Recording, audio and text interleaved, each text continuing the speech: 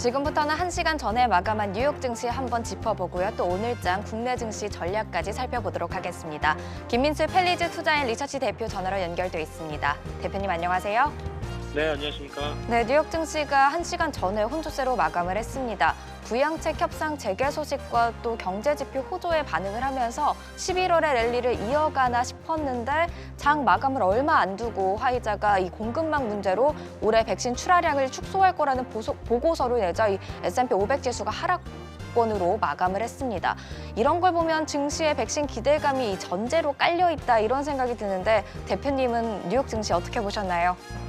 네, 일단 최근에 미국 증시의 가장 큰 관건 이슈는 두 가지입니다. 첫 번째는 말씀하셨던 백신 얘기, 네. 두 번째는 부양책 관련된 얘기로 압축할 수 있을 것 같은데요.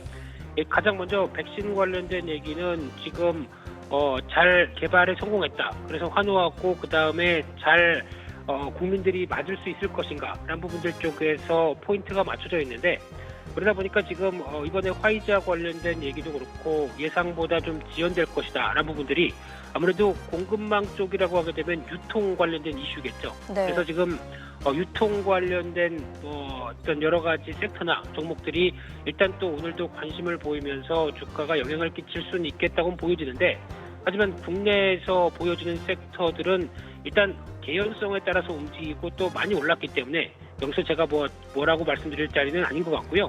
네. 또 하나 이제 백신과 관련된 쪽에서 앞으로 또 지켜봐야 될 부분들이 효과나 그리고 또 부작용이라고 생각됩니다. 혹시나 접종을 했는데 이에 따라서 오히려 좀 안 좋은 쪽에 부작용도 좀 는다. 이런 식으로 어떤 얘기가 나오게 되면 또 투자 심리에는 상당히 또 부정적으로 나올 수가 있기 때문에 네. 이런 부분들도 한번 계속 체크해야 될 것 같고요.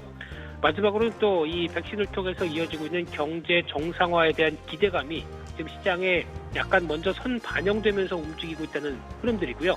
그래서 일단 앞으로 이제 우리는 코로나에서 자유로울 수 있을 것이다라는 흐름들이 지금 반영되면서 시장에서 경기 민감주와 관련된 부분들이 먼저 움직이고 있는데 이게 이제 어떤 현실화된 부분들이 나오기까지는 조금 더 시간이 걸리겠죠. 그렇기 네. 때문에 기대감을 안고 움직인다라는 사실을 염두하고 대응하는 게 가장 중요해 보이고요. 또 하나 이제 부양책 관련된 얘기로는 시간은 좀 더 필요할 것 같습니다. 물론 오늘 하원 의장과 펠로시 하원 의장과 맥코넬 상원 의장과 네. 이제 좀 긍정적인 분위기로 나오고 있는 상황인데 하지만 이제 이번 부양책에서는 전 국민 현금 보너스가 제외되죠. 그러다 보니까 현금 부양책은 바이든 대통령 취임 이후에 또 본격적으로 나온다라고 하게 되면 일단 지금은 조금 더 기대감은 높아가고는 있지만 현실적으로 또 피부에 와닿는 부양책은 조금 더 시간이 필요할 수 있겠다라는 관점 쪽으로 바라보고 있습니다.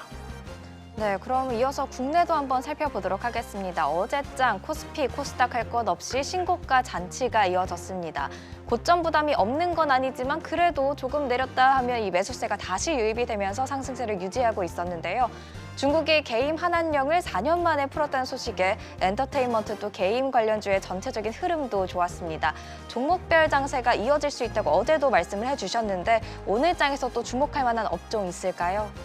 네, 일단 요즘 이슈나 호재에 따라서 시장이 좋다 보니까 영향력이 상당히 커집니다. 네. 과거의 주가의 상승 패턴보다 더 배가가 되면서 유동성 효과와 함께 움직일 수 있다는 점 염두하시면서 대응하셨으면 좋겠고요.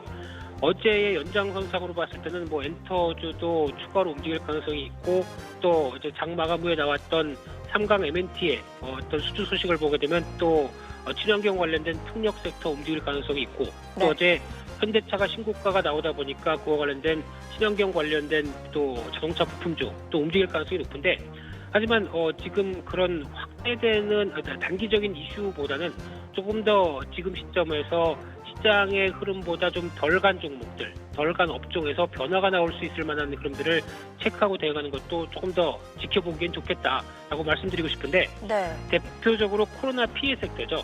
일단 여행이나 항공주는 이번에 상당 부분 좀 급등한 부분이 있기 때문에 이쪽을 좀 제외시키게 되면은 화장품이라든가 유통 대표적으로 현대백화점 탑픽으로 보고 있고요. 네. 그와 함께 또 의류 쪽도 생각보다 많이 못 올랐기 때문에 영업무역이나 필라홀딩스 같은 경우도 관심권역에 두시면 좋을 것 같고요.